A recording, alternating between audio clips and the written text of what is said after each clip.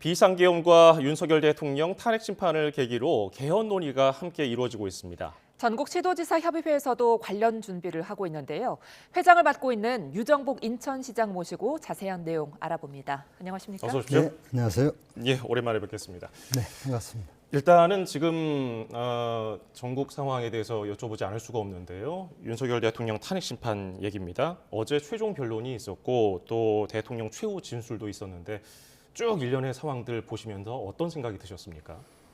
일단은 지금 이제 헌재의 최종 판결을 앞두고 있지 않습니까? 예. 정말 이 사안에 대해서 공정한 판결이 이루어져서 국민들이 승복하고 더 나은 미래로 가기 위한 일이 진행됐으면 하는 것이 바람이고, 이로 인해서 더 큰 국민들의 갈등이 이루어지지 않도록 했으면 하는 생각입니다. 예. 자, 올해 들어 이 전국 시도지사들의 모임이죠. 대한민국 시도지사 협의 회장을 맡고 계신데 여기에서도 개헌을 좀 역점으로 두고 네. 계시더라고요. 이유가 어떻게 되는 겁니까? 네, 대한민국이 진정한 민주주의를 이룩하고 또 국민이 행복한 선진 대한민국을 만들기 위해서는 오늘의 권력 구조, 정치 문화가 어떠한 것인가에 대한 진단에서부터 출발해야 된다고 봅니다. 예. 대한민국은 지금 대통령과 중앙정부, 국회가 과도한 권력 행사를 함으로 인해서 빚어지는 각종 문제를 해결해야 됩니다. 이것은 바로 헌법을 개정해서 분권형으로 감으로 인해 갖고 오늘의 권력 과잉 문제를 해소시켜 나갈 수 있다 하는 측면에서 대한민국 시도지사 협의회에서는 지금 개헌안을 거의 다 마련을 했습니다. 그걸 본격적으로 개헌이 이루어질 수 있도록 하는 이제 국회 대토론을 거쳐서 미래의 바람직한 대한민국을 만들어가는데 역할을 다하고자 합니다. 예. 그러면은 탄핵 결과와 상관없이 87년 체제 좀 변화를 필요로 하는 그런 생각들이 지금 모이고 있다는 얘기인가요? 네, 그렇습니다. 예. 일부 내용이 거론되는 걸 보면은 방금도 말씀하셨지만은 권력 분산 얘기가 나오거든요. 구체적으로 어떤 내용입니까? 네, 우리나라의 경우는 대통령과 중앙정부, 국회가 실질적으로 권한 행사하는 부분이 과도하다 하다 보니까 제왕적 대통령제라는 말도 나오고 또 의회가 의회 폭거다, 의회 독재다 이런 말까지 나오고 있지 않습니까? 이 부분을 합리적으로 조정하자는 겁니다. 그럼 대통령의 권한을 합리적으로 조정한다는 것은 이제 분권형 국가, 즉 17개 시도가 대한민국 아니겠습니까? 각 그 지방의 재정권과 자치권과 조직권이 보장될 수 있도록 하는 분권형 국가로 갈 때 국가의 권력의 과도한 행사를 막을 수가 있고, 또 국회도 지금 승자 독식 제도와 같은 선거 제도를 고쳐야만 된다. 이것을 국민의 의사가 제대로 반영되는 중대선거구제로 막고, 또 어느 정도 국회가 안정적인 국정 혼란을 막기 위한 양원제의 도입과 같은 부분들, 또 하나는 지금 전국이 혼란스럽고 또 대통령의 권리가 생겼을 때, 즉 유고가 됐을 때는 대선을 치러서 대통령을 선출하는 에 따른 국력 낭비와 혼란이 있는데, 정부 통령제를 추진을 해서 대통령이 문제가 있다 하더라도 부통령이 바로 대통령이 되는 이런 제도를 통해서 대선을 또 치르는 혼란을 막을 수 있고, 또 국민으로부터 선택받은 부통령이 사실상의 제2인자로서의 권한 행사를 하게 되면은 지금과 같은 권력의 과도한 행사를 막을 수 있는 장치가 된다 하는 것 등이 바로 개헌에 담을 내용들입니다. 예. 구체적으로 좀 더 살펴보면 수도 조항도 법률로 규정한다 이렇게 나와 있던데 혹시 행정수도 이전까지 염두에 두고 계신 겁니까? 네, 우리나라 법률에 수도를 어디로 한다는 규정이 없어서 과거 수도 이전 논란이 있었을 때 서울을 관습법상의 수도라고 헌재에서 판시한 바가 있습니다. 그래서 수도를 법률로 명시하자는 말씀이고, 궁극적으로는 우리의 지금 행정의 비효율성을 극복하고 국가 균형 발전을 위해서는 지금 세종시에 거의 모든 중앙부처가 가 있지 않습니까? 예. 여기에 우선은 국회가 가야 된다고 저는 생각합니다. 그러므로 인해 갖고 행정의 비효율성을 극복할 수가 있고, 전국적으로는 대통령도 세종시로 나가게 되면 명실공히 이것이 이제 수도 이전이 되는 겁니다. 그러나 대통령의 경우는 국회를 늘상 가는 게 아니기 때문에 초기 단계에서는 세종시에 집무실을 두고 할 수도 있고, 근데 궁극적으로는 대통령과 국회가 세종시로 오게 되면 명실공히 이제 수도 이전이 되는 부분이고, 이것은 지금과 같은 행정의 비효율성을 막는 아주 중요한 그런 상황이 될 겁니다. 그러면은 헌법 전문의 분권형 국가가 명시가 되는 거 아니겠습니까? 그렇습니다. 예, 그러면 어떤 의미가 될까요? 지금 우리나라 헌법에는 지방자치에 관한 규정이 딱 두 조밖에 없습니다. 그리고 거기에 지방자치를 하여야 한다 이런 규정도 없습니다. 지방자치단체의 장과 의회의 구성과 뭐 선거 관련해서는 법률을 정한다 이렇게만 돼 있습니다. 예. 그래서 헌법에 분권형 국가를 명시하고 그 다음에 지방자치단체의 장, 지방정부는 선거에 의해서 이루어지도록 당연 규정으로 하고 또 중앙정부의 권력을 지방과 분점하기 위한 각종 안정적인 장치를 두고 이런 명실공히 성숙한 지방자치가 될 수 있도록 하는 헌법상의 제도 정립이 필요하다고 생각을 하는 겁니다. 예, 앞서 제왕적 대통령제를 비판하시면서 권력을 분산해야 한다고 하셨는데 87년 헌법 체제가 갖는 한계를 좀 극복할 만한 구체적인 방안들도 갖고 계십니까? 네, 뭐 87년 헌법 체제는 그 당시 시대 상황을 반영해서 소위 말하면 대통령 직선제를 이룬 거 아닙니까? 예. 그러나 지금 그 87년 헌법 체제가 갖고 있는 것이 오늘날 시대 상황에 맞지 않는다.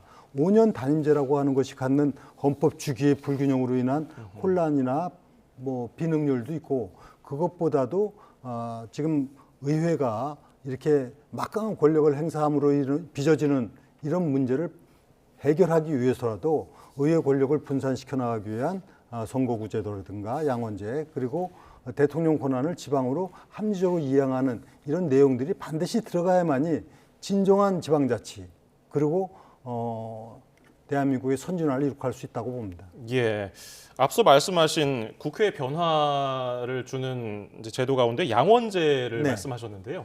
이거는 어떤 장점이 있겠습니까? 네, 지금 현재 국회가 무소불위의 권력 행사를 하고 있다 이렇게 하는 부분인데 양원제라고 할 때 상원 개념을 지금 17개 시도를 대표하는 즉 시도별 2인 내지 4인 이렇게 상원 개념의 의원을 두게 되면은 적어도 지금 하원이라고 볼 수 있는 국회에서 뭐 마구잡이로 입법을 양산하고 또 탄핵을 하고 또 예산 심의를 파행적으로 하고 이런 부분들을 막을 수 있는 장치가 된다. 이런 측면에서 양원제의 필요성이 있는 겁니다. 예, 중대 선거구제 도입 필요성도 좀 설파하셨죠? 지금 현재 우리나라 선거제도가 소선구제를 하다 보니까 사실상 지금 22대 국회의 경우도 1당과 2당의 전체 득표율은 5.4%밖에 차이가 안 났지만은 실제 의회 국회 구성은 민주당 야당 중심으로 이루어져 갖고 뭐 3분의 2 이상이 3분의 2에 가까운 의석을 확보하다 보니까 여기에서 이제 의회 권력의 과도한 행사로 인한 국정 불안정 요인이 되고 있는 것이 사실입니다. 그래서 국민들이 투표를 통해서 행사하는 그 유권자의 투표심이 바로 의회 구성에 반영되도록 하기 위해서는 중대선거구제가 필요하고 또 이것은 장점이 지금 같은 극심한 지역구도 이런 문제도 해소할 수가 있다는 측면에서 중대선거구제도가 필요하다고 봅니다. 예. 시도지사협의회 개헌안이 일부는 나왔지만은 지금 조금씩 설명해주고 계시고요. 전체적인 개헌안은 언제쯤 공개가 될까요? 네, 지금 거의 다 안은 완성됐고 이미 예. 시도지사들의 의견을 조율을 하고 있는데 사실상 시도지사는 여도 있고 야도 있고 또 지방정부의 공통적인 분모가 있기 때문에 큰 무리가 없습니다. 여기에 뭐 여야 간의 정치적 다툼이 있는 문제가 아니고 오직 대한민국의 미래를 생각하고 또 국민의 입장에서 개헌안이 마련돼서 지금 추진하고 있기 때문에 현재까지 각 시도지사들도 큰 이론은 없습니다. 분권형 개헌이 필요하다는 부분에 대해서는 모두가 공감하고 있고 예. 조금 이제 세부적인 부분에 대해서는 더 좋은 의견이 있으면 반영해서 최종안을 마련할 생각입니다. 예, 시도지사 협의회 이런 움직임에 대해서 뭐 정치권이나 정부 같은 다른 곳들의 반응은 좀 어떻습니까?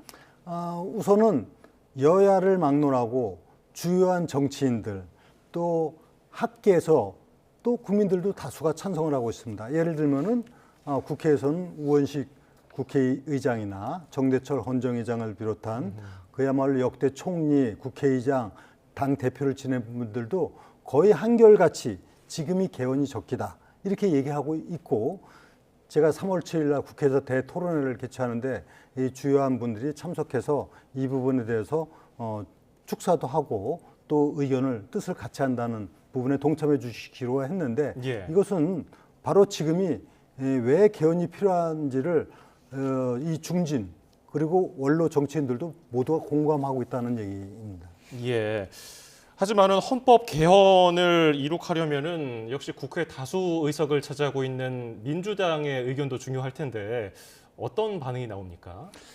네, 그래서 국회에서 의결을 해야 되기 때문에 당연히 국회 동의가 필요한데, 지금 제가 말씀드린 대로 여야를 막론하고 지금 중진 정치인들 또 정치 경험이 많은 분들이 다 개헌적기라고 보고 있기 때문에 예. 이런 국민의 뜻 그리고 전문가들의 얘기를 담아서 국회의원들이 이 부분을 잘 수용할 수 있도록 지금 노력을 하고 있고요.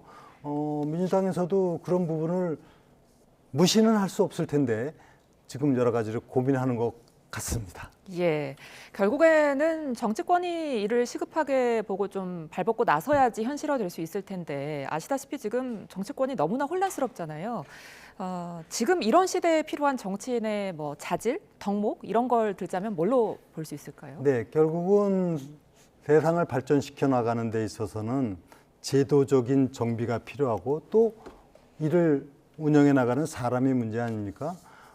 그런 의미에서 역시 국가를 맡아서 운영해 나갈 그런 지도자는 많은 경험과 능력을 갖추고 있는 그런 지도자가 돼야 된다는 것은 뭐 기본적이겠죠. 예. 그러고 그에 못지않게 국민의 신뢰를 받기 위해서는 저 도덕적인 문제라든가 이런 문제에서 흠결이 없는 부분이 아주 또 중요하고, 또 대한민국의 경우는 지금 이렇게 분열과 갈등이 심화되어 있는 상황에서는 국민 통합을 이룰 수 있는 그런 지도자가 필요하다고 보는데, 저는 그 부분을 판단하고 평가하는 것은 무엇이냐, 그것은 나는 이렇게 잘할 수 있다, 잘하겠다 이런 말로는 사실 믿기가 어렵죠. 어떻게 살아왔느냐, 과거의 경험, 실적 이것을 보고 평가할 수밖에 없지 않는가 생각하고, 국민들께서 현명하게 앞으로 판단하시지 않을까 생각합니다. 예.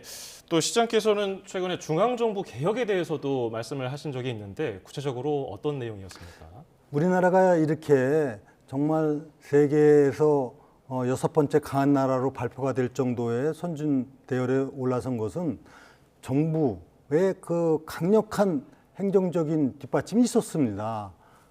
예를 들면 기획경제부, 기획재정부죠. 옛날에 경제기획원이 예. 경제개발 5개년 계획을 통해서 오늘의 성장 발전을 이룩했고, 지금 행정안전부, 내무부가 전국을 하나의 국력을 모으는 결집체로서의 역할을 해왔고, 교육부가 우수한 인재를 양성하는 역할을 해왔습니다. 그런데 이것은 바로 과거의 개발 만능 시대 그리고 성장 위주의 시대에 있었던 시대의 그 어떤 행정 체제고, 지금은 이런 정부 기능이 지방 정부를 통제하고 제어하고 관리하는 시대가 아니다. 그래서 저는 이런 중요 부처들이 이제는 미래 전략 부분으로 바뀌어야 된다, 이렇게 생각해서 과감한 수술이 필요하다. 그리고 대표적으로 예를 교육부를 들면은 지금 시대가 바뀌었는데 과거식의 전 수험생을 1등부터 50만 명까지 서열화해가지고 하는 국가시험 관리 체제는 이제는 벗어나야 된다. 이제 자유로의 영역으로 넘겨야 된다. 그래서 제가 교육부를 거의 해체 수준으로 재정비해야 된다. 이렇게 해야만 진정한 대한민국의 미래를 열어갈 수 있다, 이렇게 생각을 합니다. 예, 알겠습니다. 오늘 말씀 여기서 줄이겠습니다. 전국 시도지사 협의회장을 맡고 있는 유정복 인천시장이었습니다. 고맙습니다. 네.